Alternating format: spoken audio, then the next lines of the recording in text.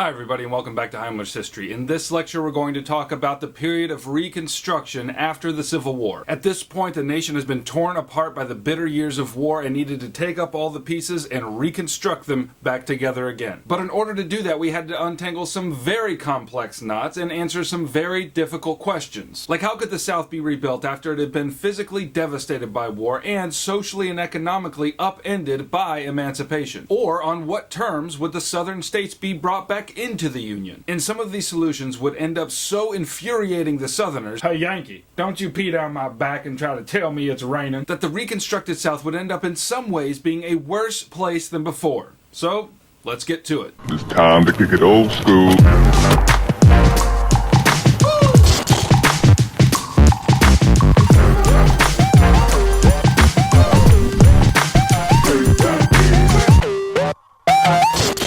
Lincoln was dead, to begin with, and that was a big problem. You see, there were basically two categories of opinions for how to reconstruct the South and bring them back into the Union. And in this lecture, we're going to categorize those opinions under two headings: hugs and slugs. Which is to say that there were some people who just wanted to give the South a great big hug, but there were others who wanted to punch the South in the face and scatter its proud teeth across the land. Now, I've got to tell you that this way of thinking about Reconstruction comes from the venerable Keith Hughes, and I use it with his permission. Anyway, Lincoln was of the hugging persuasion, as we can see from this excerpt from his second inaugural address on March 4th, 1865. "With malice toward none and charity for all, with firmness in the right hand as God gives us to see the right, let us strive on to finish the work we are in, to bind up the nation's wounds, to care for him who shall have borne the battle and for his widow and his orphan, to do all which may achieve and cherish a just and lasting peace among ourselves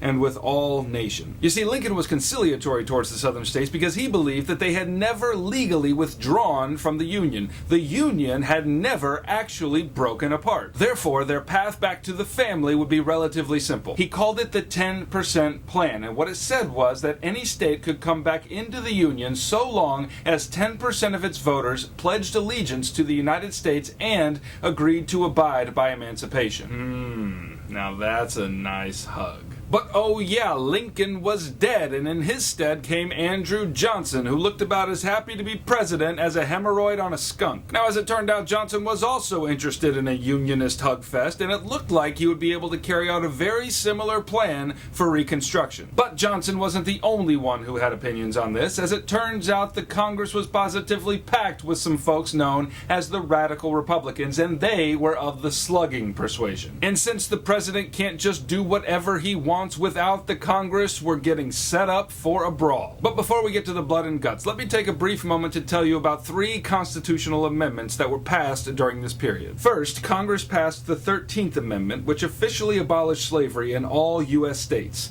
You remember all those border states which remained slave states but did not secede from the Union? The 13th Amendment officially took care of slavery in those territories. Second, Congress passed the 14th Amendment, which said that anyone who was born or naturalized in the United States was officially a citizen of the United States. And if you're paying attention, you'll recognize that the 14th Amendment overturned the infamous Dred Scott decision, which basically said that a black person was not considered citizen material. Third, Congress passed the 15th Amendment, which granted voting rights to black men. Okay, so now that the Constitution has been altered, let's get back to the brawl between President Johnson and the Radical Republicans. By this point, several Southern states had come back into the Union by meeting the 10% requirement and agreeing to ratify the 13th Amendment. Now, once that happened, those states began putting their governments back together and electing officials to govern them. And wouldn't you know it, that those elected officials did not all of a sudden start loving black people. What?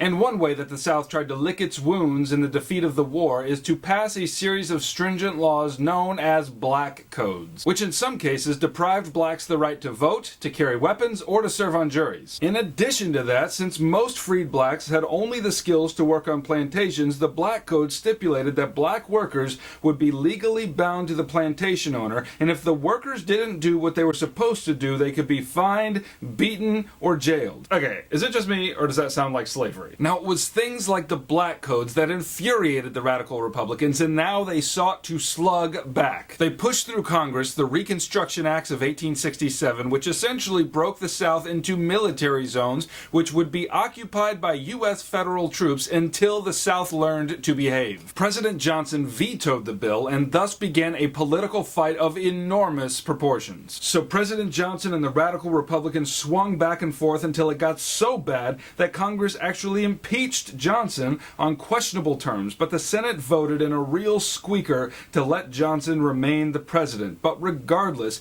the outcome of all of this is that Johnson and his reconciliatory stance toward Reconstruction was rendered powerless, and now the radical Republicans had the freedom to start swinging. So the radical Republicans essentially had their way with the South, and the South hated it. Now, we'll talk more about the consequences of all of this in another lecture, but let me just tell you now how Reconstruction itself ended in 1877. The presidential election of 1876 was hotly contested, and neither of the candidates claimed enough electoral votes to win. And as it turns out, a special electoral commission was put together, made up mostly of Republicans, and they declared, wouldn't you know it, that the Republican candidate, Rutherford B. Hayes, had won. Well, isn't that convenient? And Southern Democrats, not surprisingly, rose up in fierce anger and threatened to block the inauguration of Hayes. And after some bitter back and forth, the Republicans and the Democrats came to an agreement known as the Compromise of 1877. In this compromise, the Democrats agreed to Hayes' presidency, and the Republicans agreed to end Reconstruction and demilitarize the South. It was a terrible way to end a terrible process, and the effects of Reconstruction are still felt in our nation today, but we're going to have to save that for another time because now we're out of time, and I will see you